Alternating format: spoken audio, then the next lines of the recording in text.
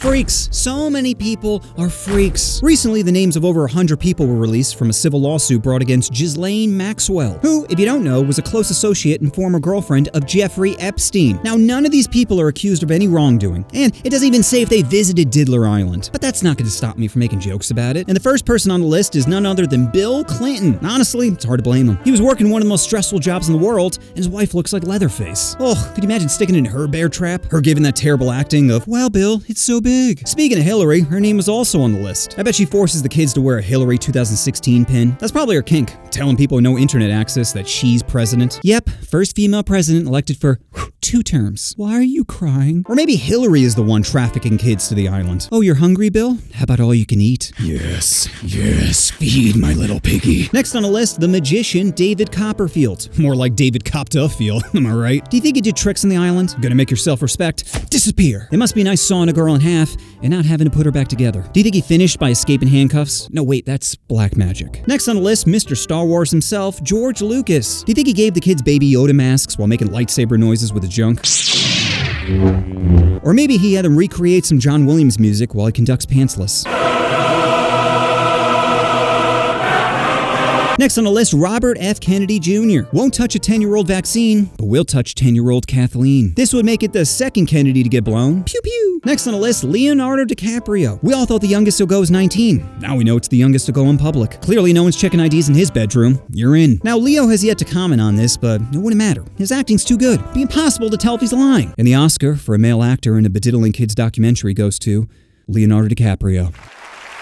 This is Leo's second Oscar for wrestling a naked animal. Next on the list, Michael Jackson. How funny would it be if Mike was the only one not bediddling kids? Like Jeff comes up to him and says, "Mike, I hear you like playing with boys." "Well, I got a whole bunch of boys you could play with." "Tag, you're it." Yeah! "Mike, we only have 15 minutes. When are we gonna get to the f***ing?" "That's a naughty word. You know what naughty boys get."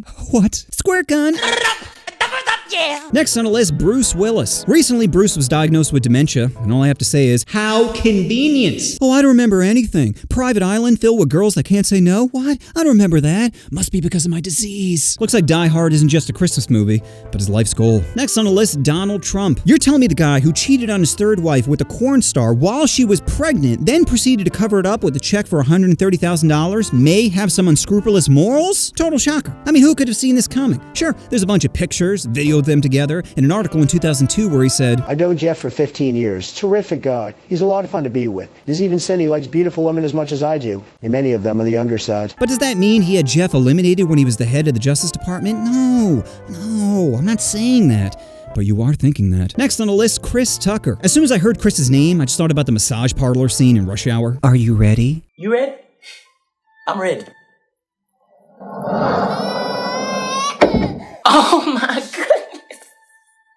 This place is off the hook! Next on the list, Prince Andrew. So ridiculous Prince Andrew is on this list. Everybody else worked their way to get to Pedo Island. Well, he just inherited it? You don't deserve child Andrew. Next on the list, Stephen Hawking. I have so many questions. Like, was the island handicap accessible, or did he just have some captives carry his ass upstairs? How would he even smash? Was there like a reverse playground where a slide leads up to a crying child in a swing? How do you even know when he nuts? Does he just hold down the O in his keyboard? Oh. Does his junk even work, or is he fishing with a wet noodle? Is he into kinky stuff? Like, does he ask the kids to pour his catheter on themselves? Time to shower. Either way, that's gotta be an easy day for those kids. They don't gotta worry about some ex-president saying, "You can breathe when I'm finished." Worst case scenario, your butt has some tire tracks on it. And if it makes you feel better, we all know it's a stairway to heaven, so he's not getting in. You know the weirdest part about this list is it had a whole bunch of doctors and psychiatrists written on it. Like, were there mental health services on the island? "Hey, Billy, tell me how you doing." "Well, where to begin? Well, my jaw hurts." And we're out of time. But don't worry, because I got a special gift for you. The smartest man in the world is on the other side of that door, and you get to meet him. Now come on, loosen up that jaw. So there you have it, all the people who have maybe, possibly done something involving minors, maybe? If any new people are added to this list, please let me know down in the comments. And just remember, I'll tell you when you can breathe. You know what you want to do. Oh, you want to push that subscribe button. Oh, push the button. Push the button. And let me get her. Hey, babe.